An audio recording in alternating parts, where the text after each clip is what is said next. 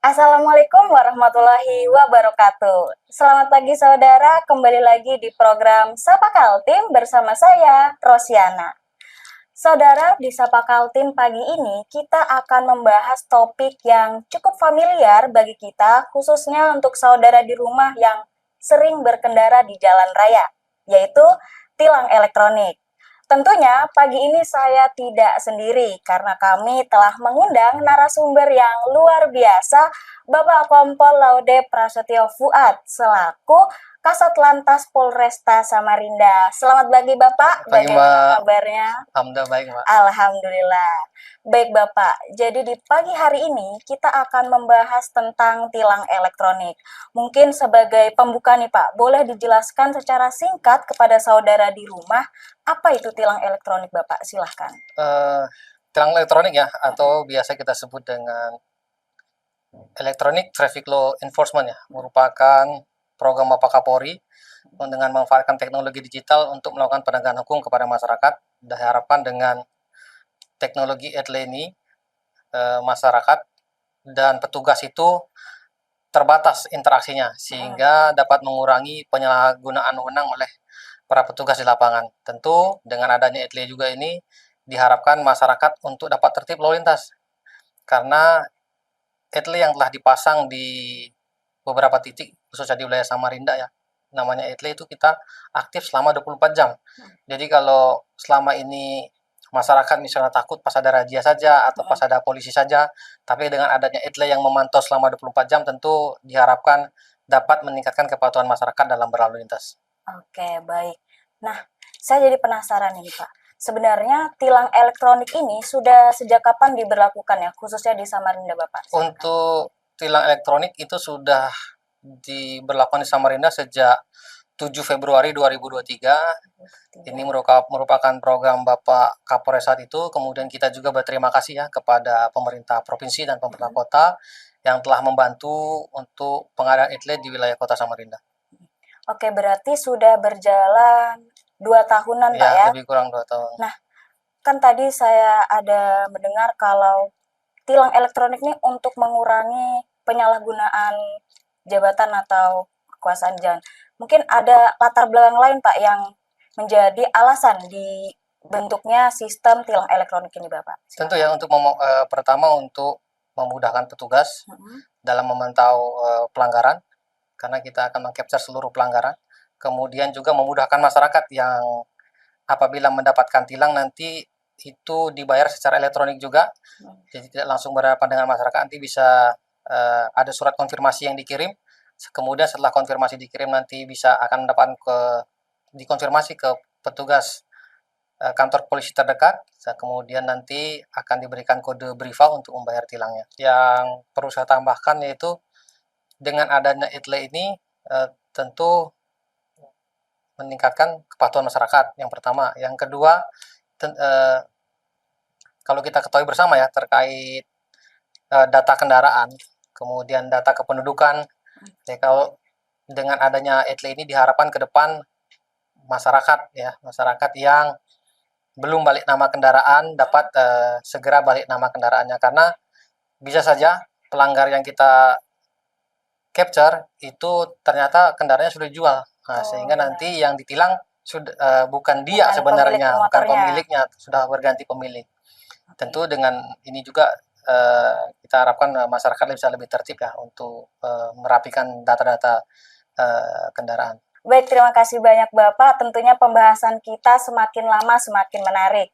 Tadi kita sudah membahas apa itu tilang elektronik hingga berdiri sejak kapan. Nah, di segmen selanjutnya kita akan membahas teknologi apa yang digunakan serta alur data dari pelanggaran yang terekam di tilang elektronik.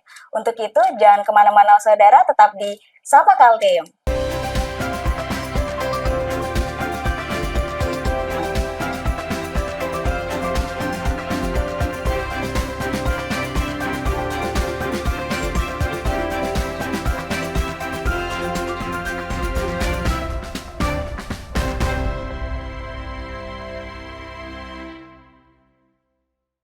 Selamat pagi saudara, kembali lagi di program Sapa Kaltim. Bersama saya Rosiana dan narasumber kita yang luar biasa, Bapak Kompol Laude Prasetyo Fuad. Nah, tadi kan kita sudah membahas nih sedikit tentang apa itu tilang elektronik dan alasan diberlakukannya. Selanjutnya saya ingin tahu lebih dalam nih Pak, teknologi seperti apa yang digunakan dalam akurasi sistem tilang elektronik ini? Silakan Bapak. Terkait dengan teknologi digunakan yaitu teknologi high performance capture ya. Jadi seluruh pelanggaran kasat mata atau yang bukan pelanggaran surat-surat ya, itu akan seluruhnya akan tercapture oleh ETLE ini. Kemudian datanya divalidasi di back office kita. Oke, kalau misalkan itu pakai kamera yang di jalan itu berarti Pak yang flashnya Iya, terang itu. ya. Nah, itu bisa menangkap pelanggaran seperti apa saja Bapak? Pelanggaran kasat mata ya, terutama pelanggaran yang melanggar lampu merah, kemudian tidak menggunakan helm, tidak menggunakan sabuk pengaman, kemudian pelanggaran-pelanggaran yang kasat mata. Ya termasuk juga saat malam hari ya. Mungkin orang berpikir bahwa kalau malam hari kan gelap. Nah, Nggak karena ini karena kelihatan. teknologinya canggih, jadi malam hari pun atau dengan kendaraan roda 4 yang kacanya gelap pun bisa tercapture pelanggarannya pada dengan teknologi ETLE ini. Berarti meskipun mobil-mobil yang pakai kaca film yang gelap itu masih tetap tembus Pak ya? Masih tembus. Tetap terkalahkan kaca Iya. film. Oke, selanjutnya kalau alur datanya sendiri itu bagaimana Pak? Mulai dari pengendara ini terekam pelanggarannya sampai dia sadar nih nerima surat tilang. Silakan Jadi Bapak. alurnya pertama pelanggar tercapture oleh ETLE, kemudian datanya diproses oleh teknologi ETLE, kemudian datanya diterima oleh petugas back office kita, kemudian data dari back office kita itu oleh petugas back office kita akan divalidasi, kemudian diklarifikasi. Setelah datanya kita validasi, kita akan kirim surat konfirmasi kepada alamat pelanggar sesuai dengan data yang ada pada sistem ERI kita. Jadi kita akan kirim kepada pelanggar.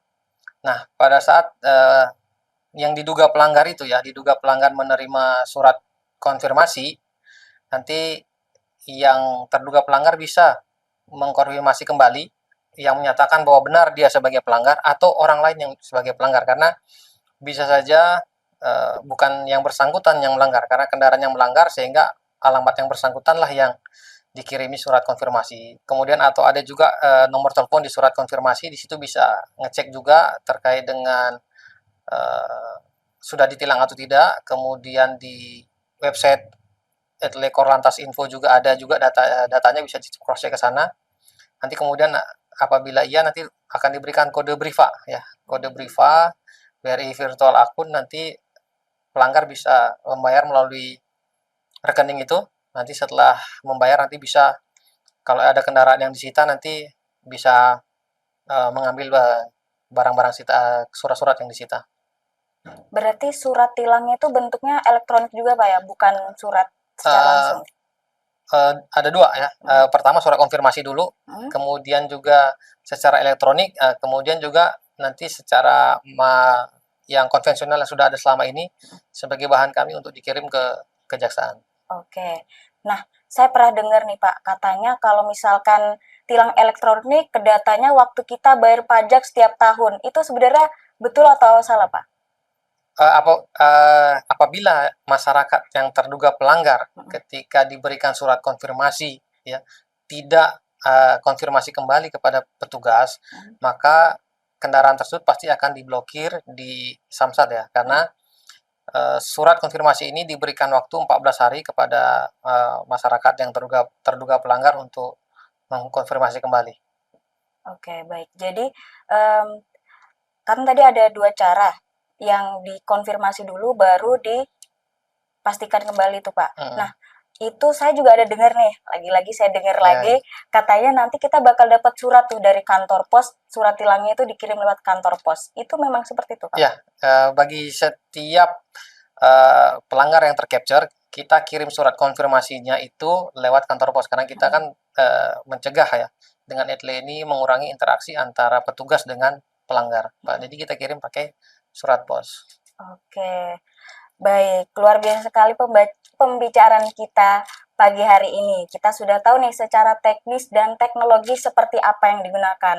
Di segmen selanjutnya, kita akan melihat nih seberapa efektif tilang elektronik ini dan tanggapannya dari masyarakat. Untuk itu, jangan kemana-mana, tetap di Sapa Kaltim.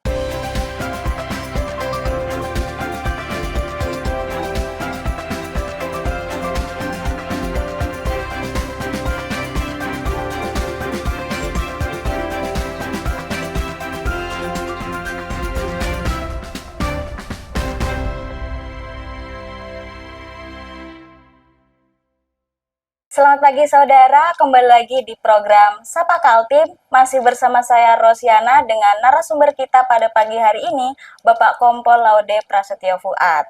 Nah, setelah tadi kita membahas teknologi dan teknisnya dari tilang elektronik, selanjutnya saya ingin tahu nih Pak, sebenarnya sejauh ini seberapa efektif tilang elektronik ini dalam mengurangi angka pelanggaran lalu lintas Bapak? Silakan.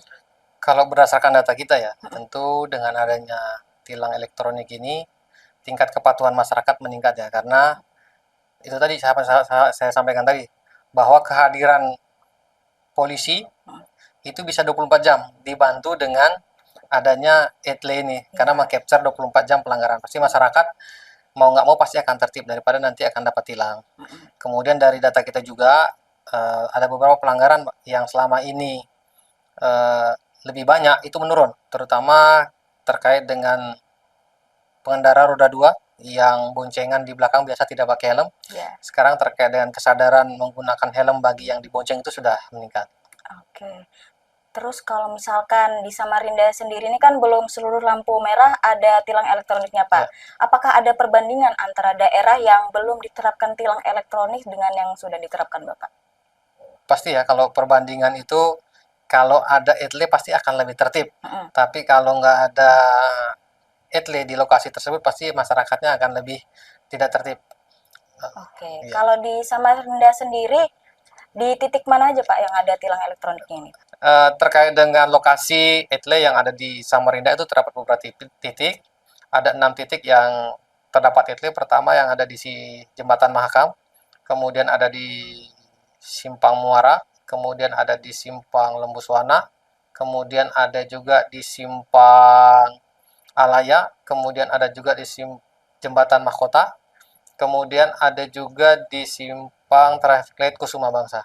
Ada 6 titik yang sudah ada etle di Kota Samarinda. Berarti sudah cukup luas Pak ya jangkauannya? Iya. Oke. Nah, tadi kan disebutkan kalau tilang elektroniknya sudah berlaku sejak 2023. Ya. Nah, apakah ada reaksi masyarakat Pak, tanggapan-tanggapan yang terdengar sampai Kasat Lantas Pak? Sampai saat ini kita belum ada keluhan. Tentu kalau masyarakat pasti mendukung ya, karena tentu setiap kecelakaan yang terjadi itu pasti diawali oleh pelanggaran. Jadi dengan adanya pemasangan pada titik-titik etle ini, pasti akan meningkatkan kesadaran masyarakat. Nah, terutama kita punya juga ya, tidak hanya etle statis yang di 6 titik yang sudah kami sebutkan, tapi ada juga etle mobile yang itu juga sama mekanismenya, hanya untuk etle ini berupa handheld atau seperti handphone. Jadi petugas ketika patroli membawa handphone apabila menemukan pelanggaran akan meng-capture pelanggaran yang ada di jalan. Terutama untuk etle mobile ini digunakan pada daerah-daerah yang belum tercover oleh etle statis. Jadi jalan-jalan gang pun apabila ada pelanggaran ya, bukan jalan gang ya, jalan yang tidak ada etle-nya kita capture juga dengan petugas-petugas kita yang melaksanakan patroli. Oke, berarti meskipun belum diterapkan ada tilang elektronik di tempat itu tetap harus tertib Pak ya? Harus tertib, karena ada petugas kita yang patroli menggunakan etle mobile. Nah, mungkin saya jadi semakin penasaran nih Pak, mungkin boleh diceritakan pengalaman-pengalaman Bapak yang bisa dibilang jadi tantangan selama menjalani sistem tilang elektronik ini Bapak? Yang paling menjadi tantangan ialah beberapa tempat yang belum ada etle ya, itu menjadi tantangan buat kita juga bagaimana kita berkoordinasi dengan Korlantas Polri, kemudian kita berkoordinasi juga dengan pemerintah kota dan pemerintah provinsi untuk membantu menambah titik-titik etle statis yang ada di wilayah Kota Samarinda untuk mendukung masyarakat tertib lalu lintas. Kemudian Mungkin masih banyak juga masyarakat yang belum mengerti bahwa di titik tersebut ada etle statis, kemudian ada juga etle mobile, sehingga kami sempat ada beberapa di grup-grup warga ya, ada yang komplain kok saya bisa kena tilang elektronik, padahal saya bukan di lokasi etle statis. Nah, itulah tadi ada petugas-petugas kita yang patroli yang melaksanakan penindakan dengan etle mobile. Berarti sejauh ini yang hal-hal menjadi tantangan itu sudah mulai bisa diatasi, Pak ya? Ya, semua tantangan pasti harus kita atasi ya. Baik, luar biasa sekali saudara pembahasan kita pagi hari ini. Tak terasa kita sudah sampai di penghujung acara pagi hari ini. Mungkin boleh nih Pak diberikan closing statement-nya bisa berupa pesan atau himbauan untuk saudara di rumah yang saat ini sedang menonton program Sapa Kaltim. Silakan Bapak. Bagi masyarakat Kota Samarinda, kami dari Satuan Lantas Polres Samarinda berharap kepada seluruh masyarakat Kota Samarinda menumbuhkan kesadaran untuk selalu tertib berlalu lintas. Tidak hanya ada petugas, tetapi tidak ada petugas pun untuk selalu memperhatikan peraturan lalu lintas, karena dengan memperhatikan peraturan lalu lintas itu akan memberikan keselamatan, kelancaran dan ketertiban lalu lintas di Jalan Raya Kota Samarinda. Oke, baik. Terima kasih banyak Bapak. Itu tadi closing statement sekaligus pesan dan himbauan dari Bapak Laude agar kita tetap patuh dalam berkendara demi keselamatan bersama. Demikian saudara pembahasan kita pagi hari ini seputar tilang elektronik. Tadi kita sudah membahas apa itu tilang elektronik, teknologi, hingga mekanismenya. Untuk itu, mari kita jaga keselamatan di jalan dengan tertib lalu lintas. Bukan hanya sekedar formalitas agar tidak ditilang, tapi demi keselamatan diri sendiri dan orang lain. Terima kasih sudah menyaksikan Sapa Kaltim pagi ini. Saya Rosiana dan narasumber kita Bapak Kompol Laude Prasetyo Fuad pamit undur diri. Sampai jumpa di episode Sapa Kaltim selanjutnya. Selamat pagi dan sampai jumpa. Wassalamualaikum warahmatullahi wabarakatuh.